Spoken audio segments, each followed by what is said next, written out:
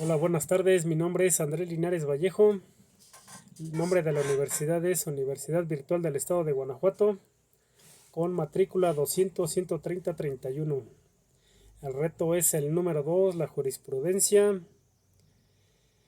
El módulo es juicio de amparo. La licenciatura es Derecho. El nombre de mi asesor es Daniel Humberto Díaz Aguirre. La fecha es el 13 de junio del 2022. Vamos a comenzar con la definición de jurisprudencia, que es el conjunto de sentencias y demás resoluciones judiciales emitidas en un mismo sentido por los órganos judiciales en un ordenamiento jurídico determinado. A continuación voy a dar respuesta a las preguntas que nos piden acerca de las tres jurisprudencias. Respecto al caso número 1, es la tesis 1AJ 102-2011, donde tiene por título Facultad de atracción. La Suprema Corte de Justicia de la Nación puede ejercer a efecto de integrar jurisprudencia sobre un problema que implica el análisis de diversos preceptos constitucionales y legales. Y la pregunta que se nos plantea es: señala qué método de integración se utilizó para la creación de dicha jurisprudencia. En este caso, del método que se utilizó es por reiteración. La época de esta jurisprudencia es la novena. Esta jurisprudencia cumple con los votos de aprobación.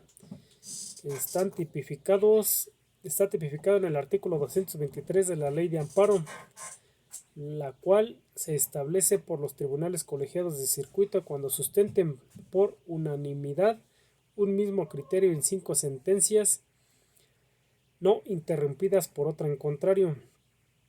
Las cuestiones de hecho o de derecho que no sean necesarias para justificar la decisión no serán obligatorias. Respecto al caso número 2, nos dice: identifica cuáles son los razonamientos para la jurisprudencia 1AJ 93-2013 fuera sustituida por la jurisprudencia 1AJ 78-2018, emitida por la primera sala de la Suprema Corte de Justicia de la Nación. Esta jurisprudencia tiene como título Sistema de Justicia Penal Acusatorio Oral contra el auto que ordena la citación del investigado a la audiencia inicial. Es improcedente el juicio de amparo indirecto, siendo una interrupción de jurisprudencia porque ya había una anterior que era la primera AJ 93-2013. Y el razonamiento es que el imputado de no comparecer transgrede el derecho a la libertad deambulatoria, pues coloca al individuo en una situación ineludible de obediencia ante un mandato judicial, lo que se traduce en un acto de imposible reparación, susceptible de ser impugnado a través del juicio de amparo indirecto. Esta primera sala estima necesario interrumpir ese criterio jurisprudencial, porque la regulación de la citación a esa audiencia en las legislaciones locales mencionadas es semejante a la prevista en el artículo 141 del Código Nacional de Procedimientos Penales para la citación a la audiencia inicial y de la lectura sistemática de las fracciones 1 y 2 del artículo mencionado.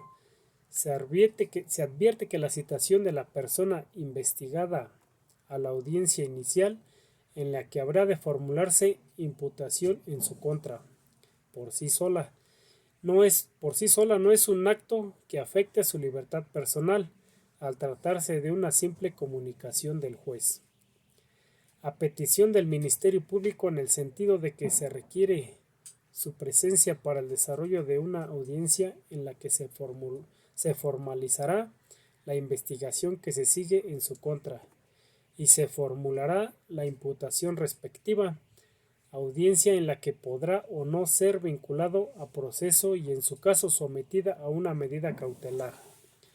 No obstante, a lo anterior, el hecho de que conforme a la fracción segundo del precepto citado, en caso de no comparecer injustificadamente, pueda ordenarse su comparecencia forzosa,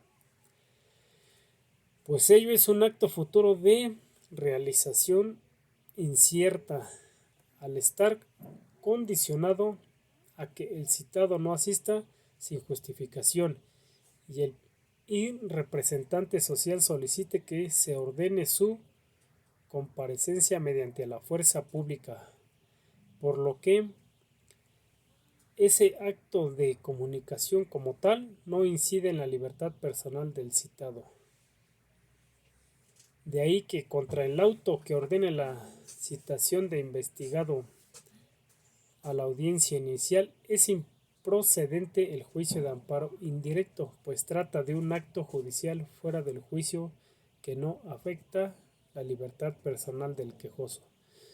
Conforme al artículo 107, fracción cuarta de la Ley de Amparo, y pues este razonamiento fue sustituida por la jurisprudencia.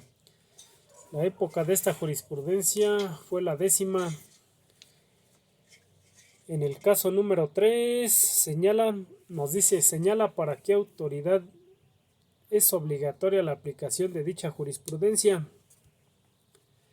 En la Ley de Amparo, en su artículo 217, nos dice que la jurisprudencia que establezca la Suprema Corte de Justicia de la Nación será obligatoria para todas las autoridades jurisdiccionales de la Federación y de las entidades federativas, con excepción de la propia Suprema Corte. Y en este caso fue en pleno, y la jurisprudencia que establezcan los plenos regionales es obligatoria para todas las autoridades jurisdiccionales de la Federación y de las entidades federativas de su región, salvo para la Suprema Corte de Justicia de la Nación y los plenos regionales.